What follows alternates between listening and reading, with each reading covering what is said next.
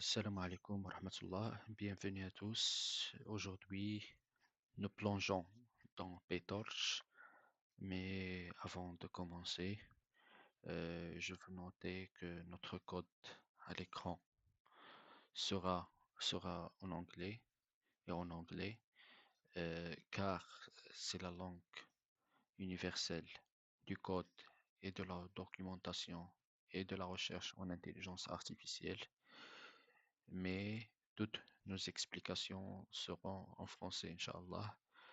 Donc, je vais lire les passages en anglais et au fur et à mesure, je vais expliquer en français.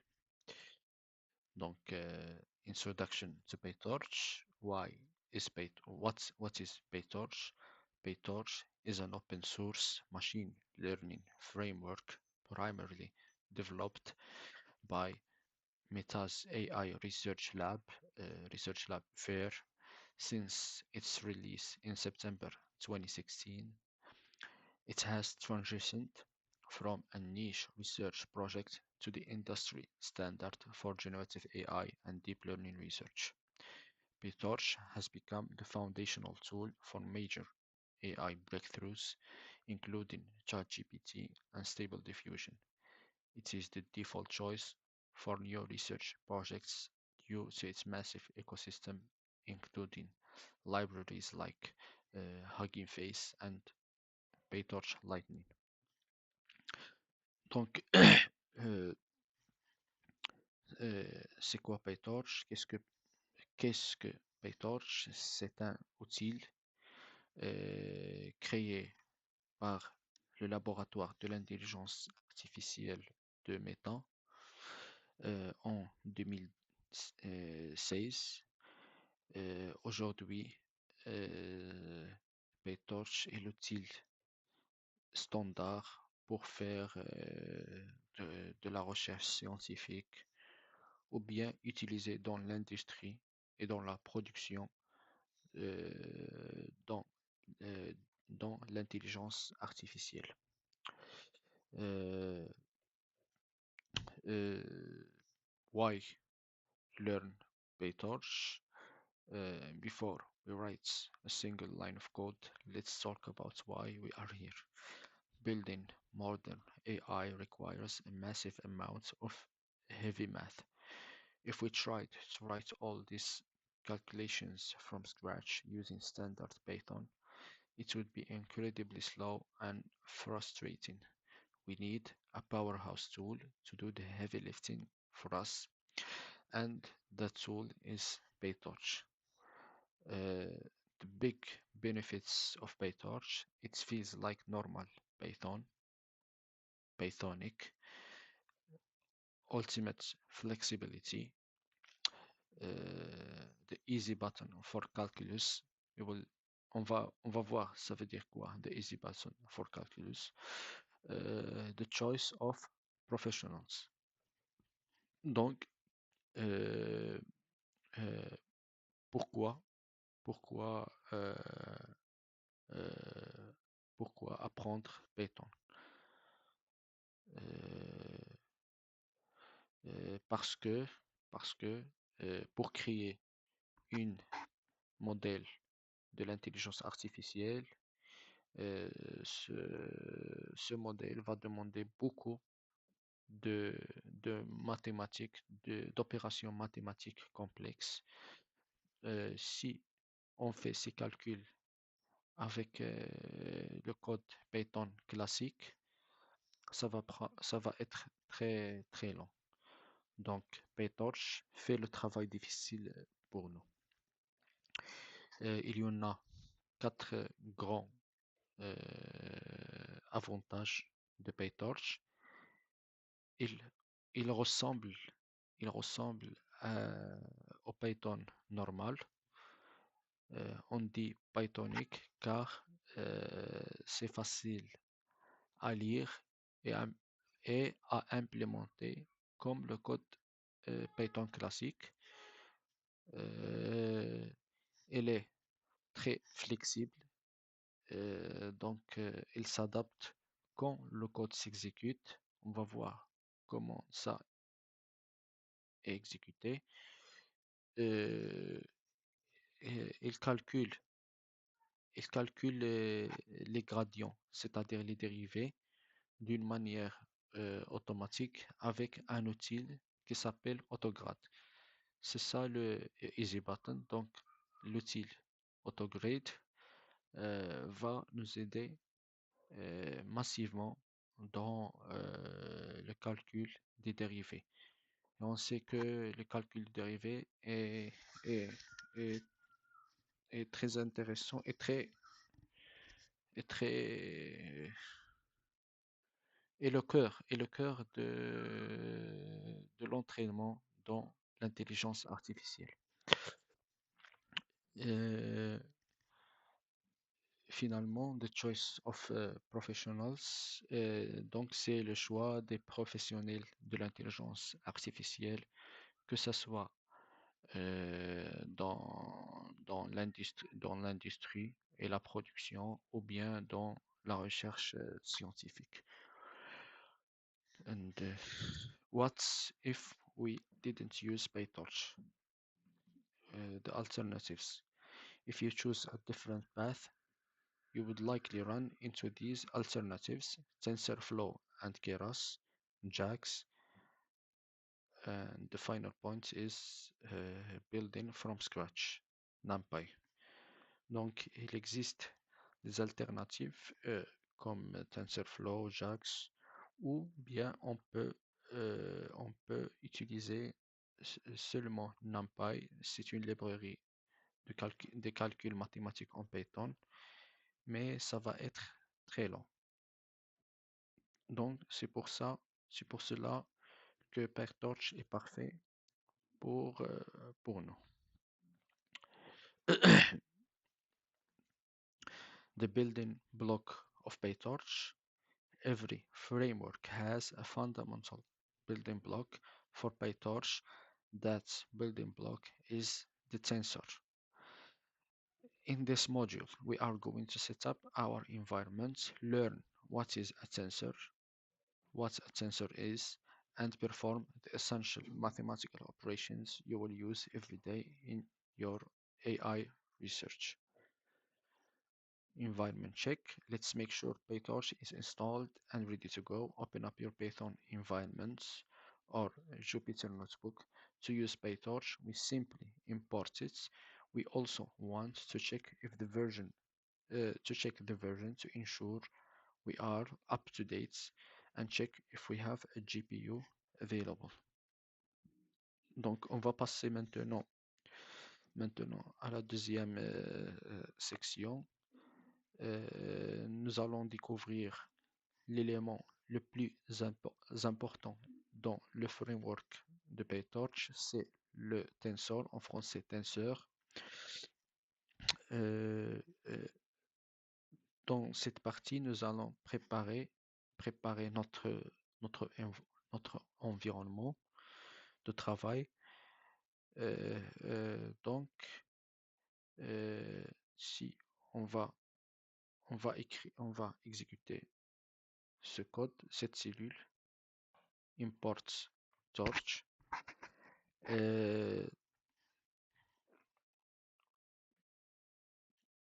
puis on va exécuter la cellule suivante, print torch.version. Donc, on a appelé la bibliothèque PyTorch avec imports torch, et on a vérifié la version actuelle de notre librairie, c'est la version 2.10.0.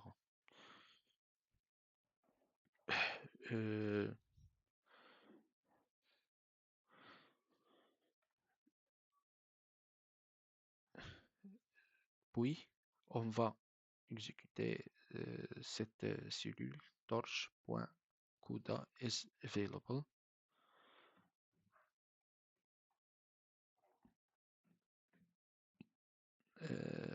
Donc, dans cette cellule, on demande est-ce que un GPU, c'est-à-dire une carte graphique, est disponible.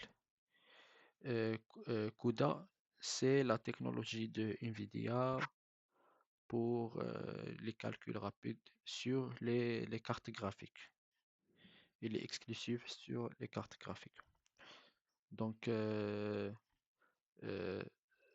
la réponse est fausse, car nous sommes connectés avec un environnement qui utilise un CPU. Euh, Si on peut sur Colab Notebook, on peut changer le type de CPU vers un GPU, puis on peut réexécuter ces trois cellules et ici elle va retourner true au lieu de false.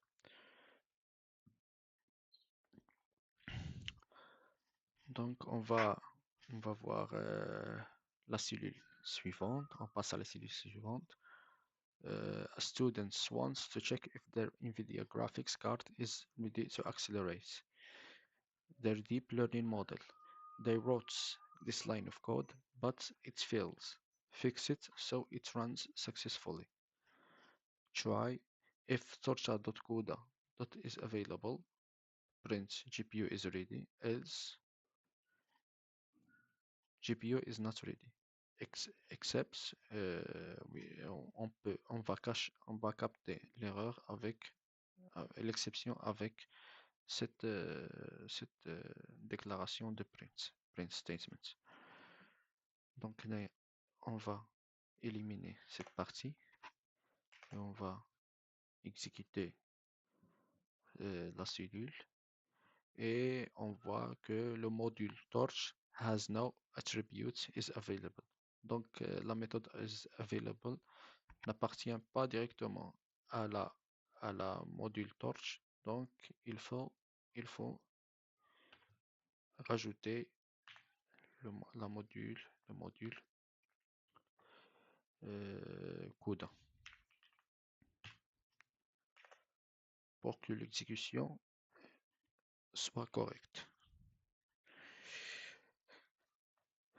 Maintenant, on passe aux tensors. What exactly is a tensor? You can think of it as a highly optimized container of numbers. Donc, c'est quoi un tenseur? C'est tout simplement une boîte, un conteneur, une boîte optimisée pour stocker des nombres. A single number is a scalar. A list of numbers is a vector. A scalar is a zero-dimensional tensor. A list of numbers is a vector, a one-dimensional tensor. A grid of numbers is a matrix, a two-dimensional tensor. And if we stack matrices, we get a three-dimensional tensor. And we can keep going up to any number of dimensions. Donc, un seul nombre est un scalaire avec dimension, c'est un tenseur de dimension 0. Une liste de nombres est un vecteur, c'est un tenseur avec une seule dimension. Un tableau avec des lignes, ou bien une grille, c'est une matrice de nombres, c'est-à-dire c'est un tenseur de deux dimensions. Et finalement, si on empile des matrices, on obtient un tenseur en trois dimensions.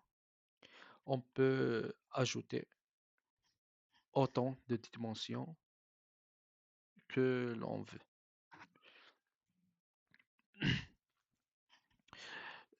Why not just use standard Python lists? Donc,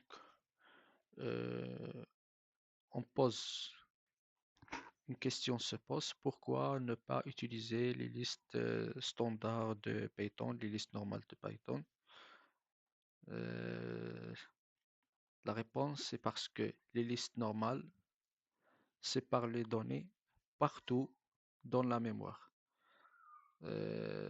Parce que les listes dans Python contiennent plusieurs types de variables. Il y en a des strings, des ints, des entiers, floats, les nombres flottants et ainsi de suite. Donc, quand, euh, euh, parce que les tenseurs obligent le code Python à utiliser les nombres à utiliser seulement les nombres, euh, et il Python stocke ces ensembles d'une façon compacte, contiguous block of memory. Donc, il utilise des blocs de mémoire, des blocs de mémoire compacts et non pas séparés partout dans la mémoire de l'ordinateur.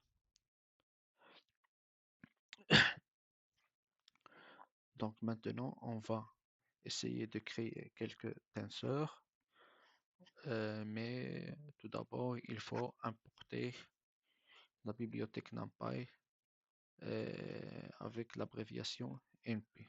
Donc on va exécuter cette cellule, import NumPy as NP. Donc NumPy, c'est la bibliothèque de base pour faire des calculs scientifiques complexes en Python. Donc, create a 0D tensor scalar from a Python integer. Tensor 0D equals torch.tensor and we add number one. On va exécuter cette cellule. Donc, ici, nous avons créé un tensor, torch.tensor, avec un scalaire qui a la valeur 1. On donne le nombre entier 1 à notre tensor. Et puis, on va stocker cette valeur dans la variable tensor 0D. Si on veut, euh, si on veut afficher le contenu de notre variable tensor 0D, on peut tout simplement exécuter la cellule suivante, print tensor 0D,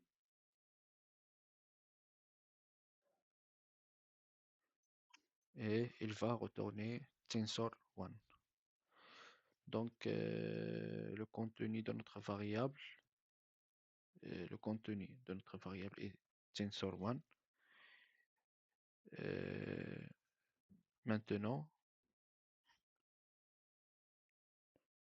on va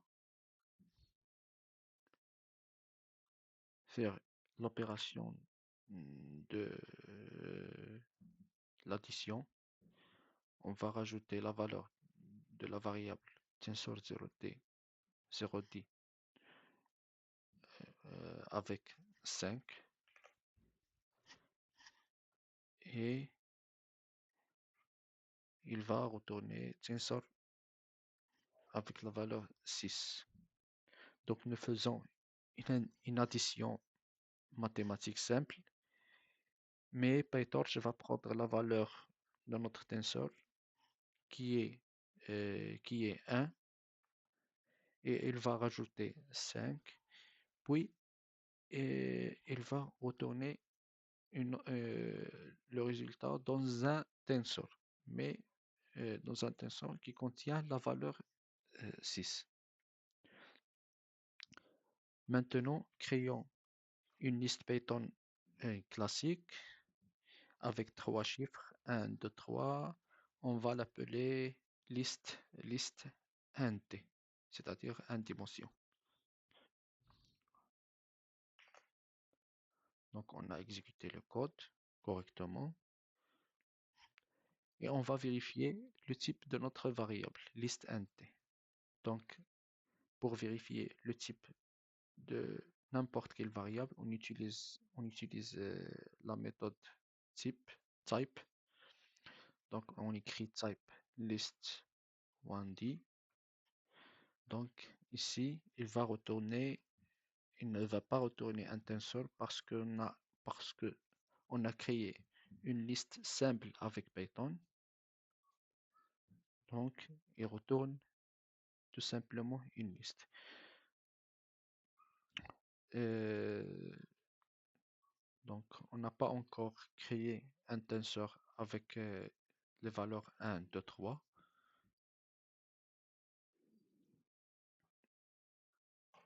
On peut également vérifier le type de notre premier variable tensor 0D. Et on peut voir que le premier variable est le type torch.tensor, mais le deuxième variable est de type list. Maintenant, on va transformer notre liste en tensor PyTorch. On va euh, les résultats, le résultat sauvegardé sera sauvegardé dans un autre variable nommé tensor int. Donc la liste int va être transformée en un tensor. Pardon. Voilà. Maintenant, on va vérifier le type de tensor int et bien sûr, il va retourner torch.tensor au lieu de list.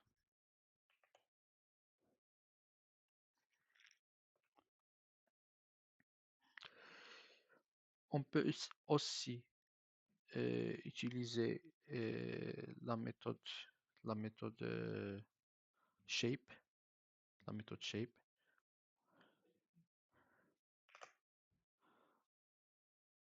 Et la méthode shape a retourné la valeur 3 car dans notre tensor, on a une liste de trois éléments.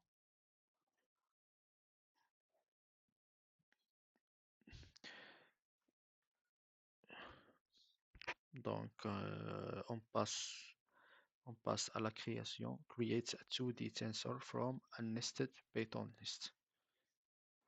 Tensor 2D equals torch.tensor. Donc, on va créer une autre variable tensor 2D. On va exécuter cette cellule. Donc, on a créé un tensor à deux dimensions, c'est-à-dire une matrice. C'est pour cela on a utilisé des listes imbriquées. Euh,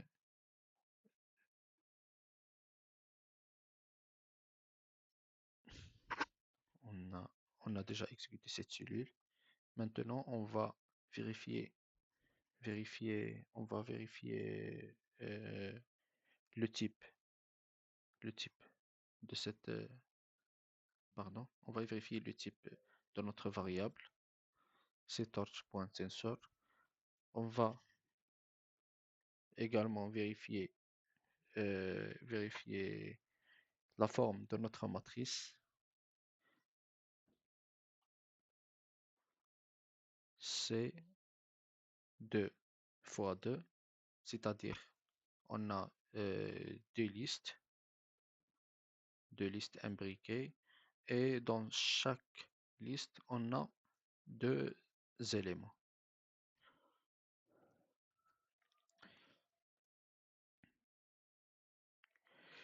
Euh, on va aller plus loin et on va créer une autre variable tensor 3D underscore 1 avec, avec, avec, avec le module tensor.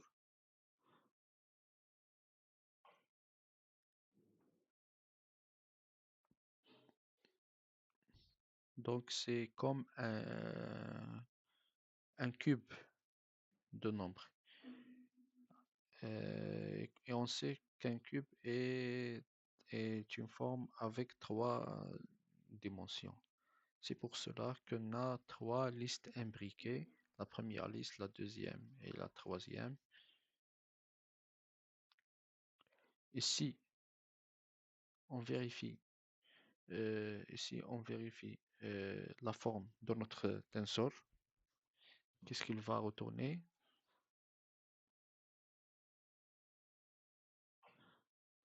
Donc, il va retourner 2 fois 2 fois 2 parce qu'on a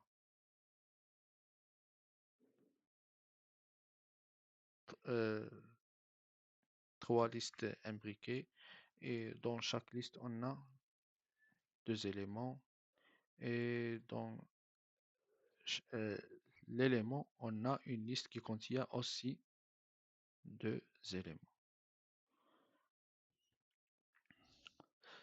The NumPy Bridge. Donc, nous allons voir comment PyTorch communique directement avec la bibliothèque NumPy. Donc, on va créer un tensor de trois dimensions d'après un NumPy, d'après un objet NumPy.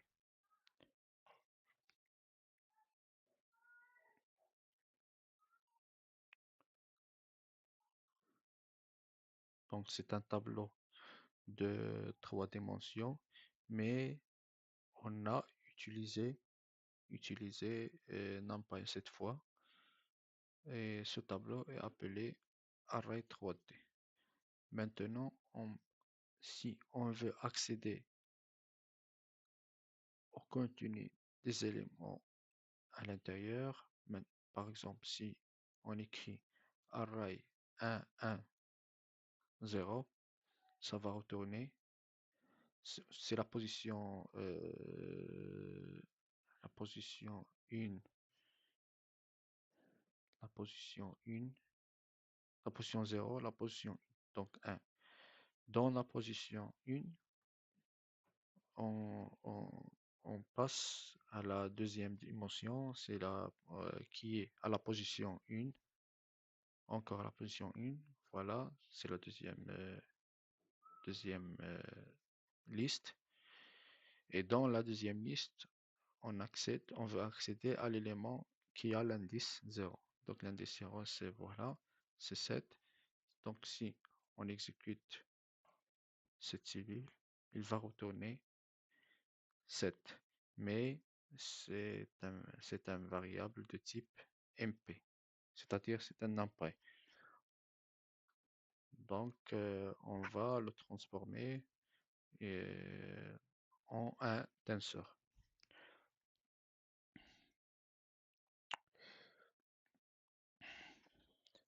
Par exemple, si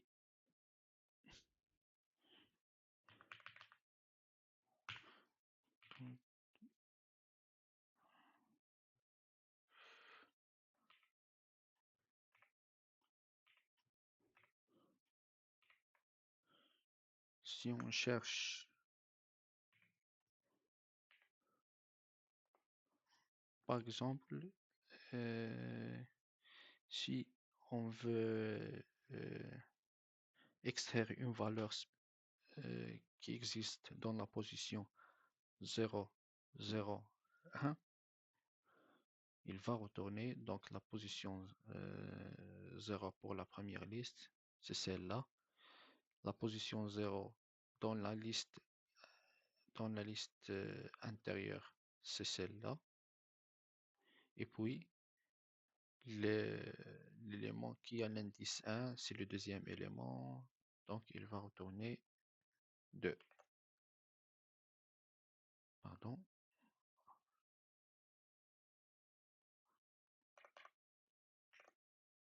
Voilà, il a retourné 2. Et de même, cette variable est de type NP, de type NumPy.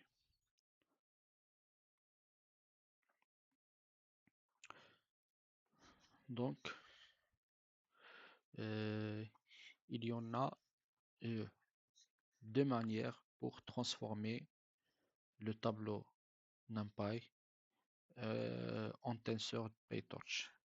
Donc, la première méthode, c'est d'écrire torch.tensor. Et la deuxième méthode, c'est d'écrire torch from NumPy. On va découvrir la différence fondamentale entre les deux, les deux méthodes en essayant de tester quelques valeurs. Donc, on va créer deux tensors, tensor 3D underscore 2, tensor 3D underscore 3. D'accord? Maintenant, euh, on va lire la première valeur de notre tableau NumPy qui est à l'index 000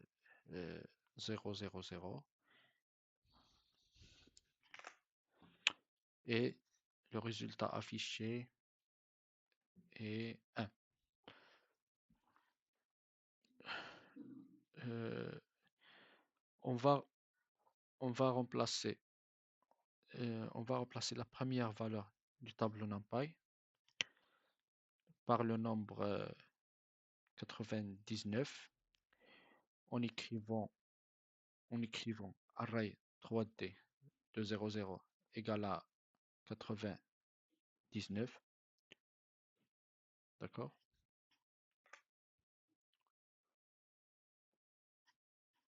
Donc, array 3D a les valeurs suivantes 99, 2, 3, 4, 5, 6, 7, 8. Au lieu de 1, on a l'a changé avec la valeur 99.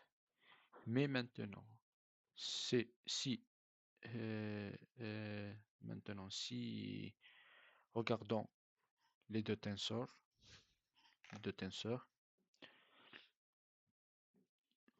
donc le premier, on remarque que le premier tenseur commence toujours par 1. Il n'a pas changé.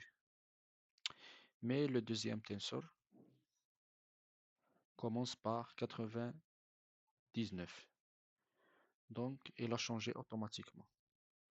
Donc, euh, euh, on constate que ces deux méthodes sont différentes.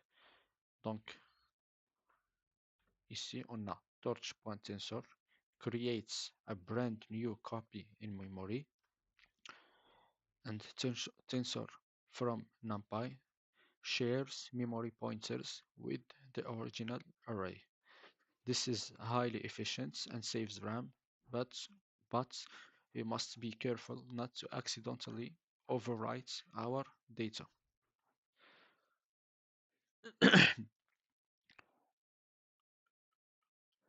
Donc, la deuxième, la deuxième méthode est très efficace pour économiser la mémoire vive. Mais attention de ne pas modifier le tableau de NumPy original. On risque d'écraser les données initiales. Donc on passe à une autre section, Tensor Data Types. In deep learning, high precision floats uses more memory, while low precision floats save memory but might lose accuracy. Donc, on va exécuter cette cellule. C'est le variable qu'on a créé auparavant, tensor1d.dtype, c'est-à-dire data type. Donc, elle a retourné que c'est un tensor qui contient des entiers 64. C'est la précision, avec de 64.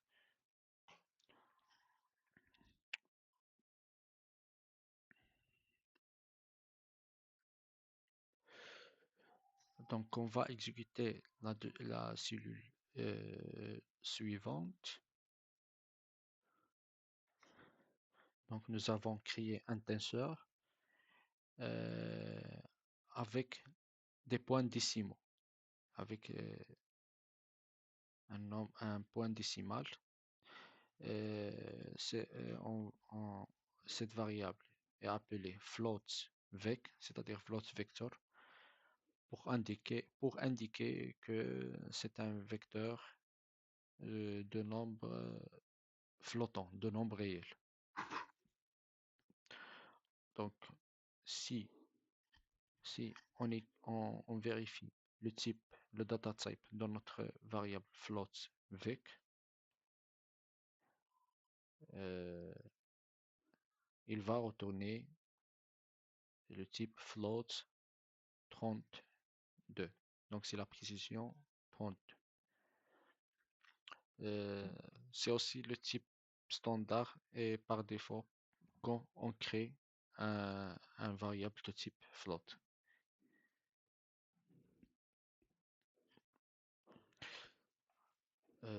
If we need to change a tensor's type, for example, casting an integer tensor to a float tensor, so we can feed it into a neural network, we use the to method.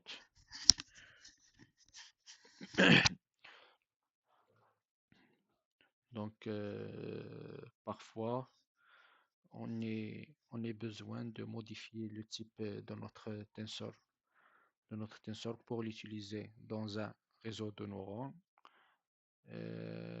Donc, pour ça, on utilise la méthode TO. Donc, on a créé un tensor des entiers, int tensor, avec torch.tensor 1, 2, 3. Donc, vous remarquez qu'on n'a pas mis des points pour indiquer que ces nombres sont effectivement des entiers. Puis, on va afficher le type dans notre variable int tensor. Donc, on va exécuter cette cellule. Et voilà, c'est de type int 64. Mais maintenant, on va faire la conversion. Nous écrivons int tensor.to, int tensor.to, et on va stocker cette variable dans float, dans la variable float tensor. Et si on affiche maintenant float tensor, il va retourner le type float 32.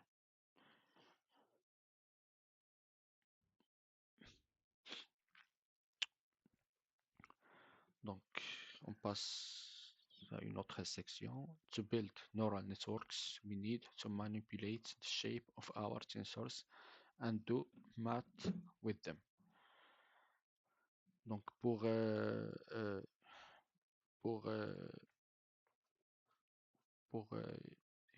manipuler,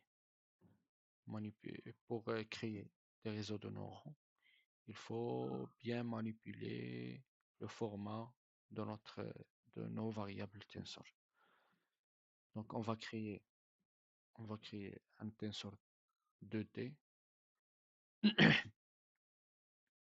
1, 2, 3, 4, 5, 6, deux dimensions, c'est-à-dire on a deux listes imbriquées. Puis, on utilise la méthode shape. Et cette méthode va retourner torch.size de 3. Donc, nous avons créé un tenseur de 2 dimensions où il y a 2 lignes et dans chaque ligne, on a 3 colonnes. Donc, on passe à une autre sous-section, reshaping. Sometimes a neural network layer requires a specific input shape. we can rearrange the numbers using reshape or view.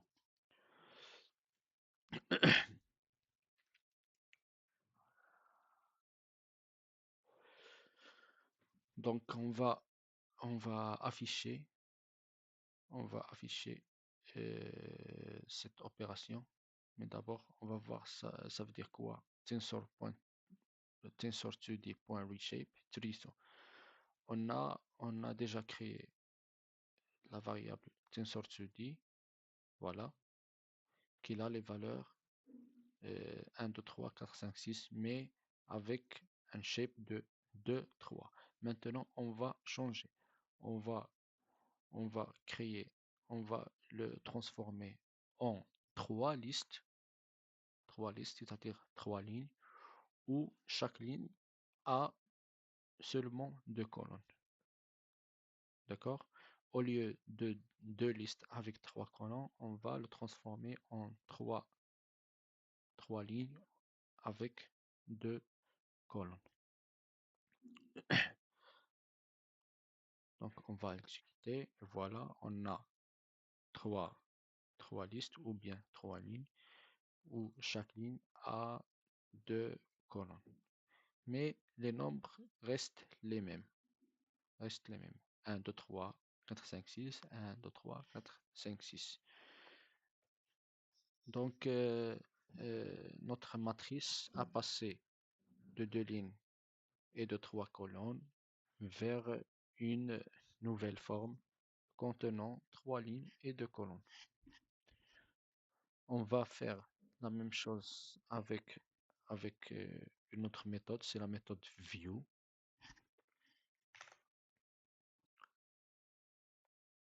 Donc, view a fait la même chose.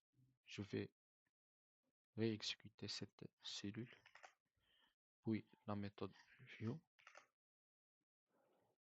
Et on remarque que elle a retourné le même résultat, c'est-à-dire trois lignes avec deux colonnes.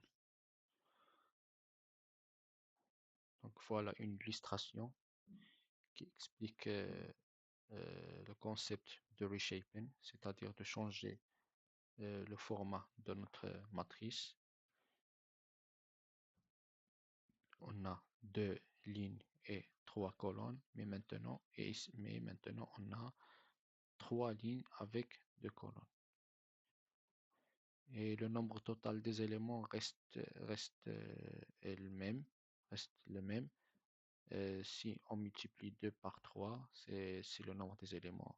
Ça donne 6. Et ici, si on multiplie 3 fois 2, il donne le même résultat, c'est 6 éléments.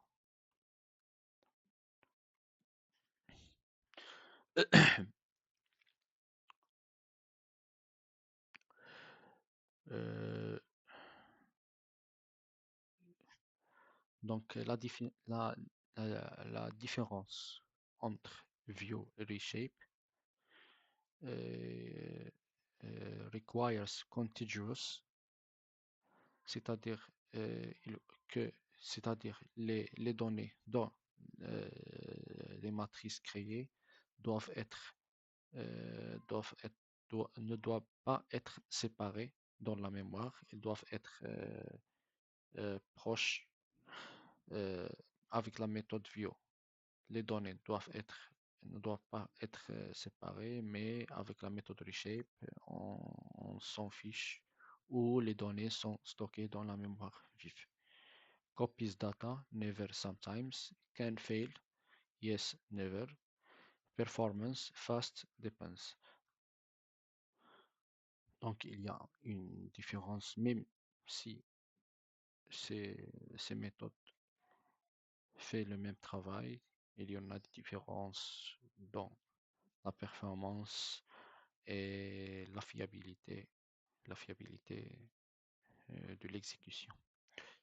Donc on passe à la multiplication des matrices, matrix multiplication. Neural networks are basically giant sequence of matrix multiplications. To multiply two matrices, there inner dimensions must match. Multiplying a 2 by 3 matrix requires a 3 by n matrix. To achieve this, we often transpose a matrix, flip its rows and columns using dot .t. Donc, on va attaquer une opération très intéressante en deep learning, c'est la multiplication. C'est la multiplication des matrices. Presque tous les calculs dans les réseaux de neurones utilisent cette opération. Donc, on va commencer par l'exécution de ces cellules. On vérifie le contenu de notre variable déjà créée TensorStudy. Et puis, on va appliquer la méthode .t. C'est la méthode transpose. Donc, on a deux lignes avec 3 colonnes. On va le transposer, donc on aura 3 colonnes avec 2 lignes. Voilà, 3 colonnes avec 3 lignes, pardon, 3 lignes avec 2 colonnes.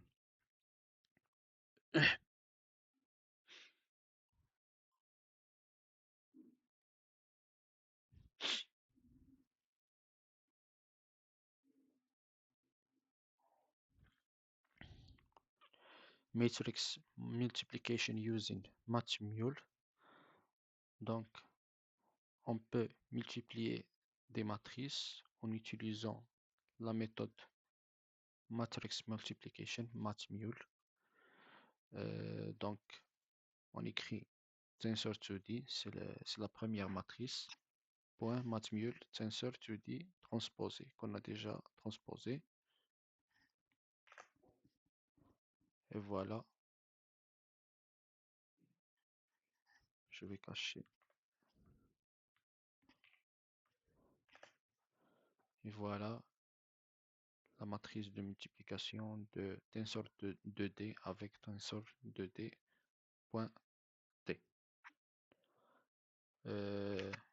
Il faut faire l'attention parce que la multiplication n'est pas commutative. Donc, on n'a pas le droit de multiplier, de changer l'ordre des variables. Donc, TensorStudy.matmul, TensorStudy.t n'est pas la même chose que celle-là. Donc, je vais échanger ces deux variables.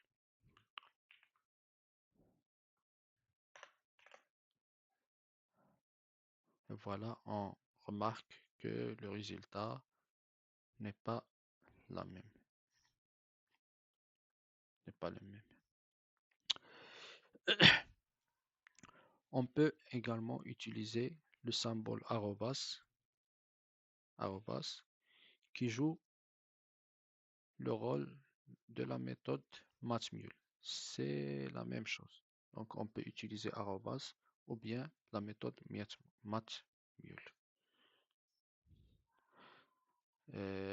On va s'arrêter ici. Merci pour votre attention et on continuera à la prochaine.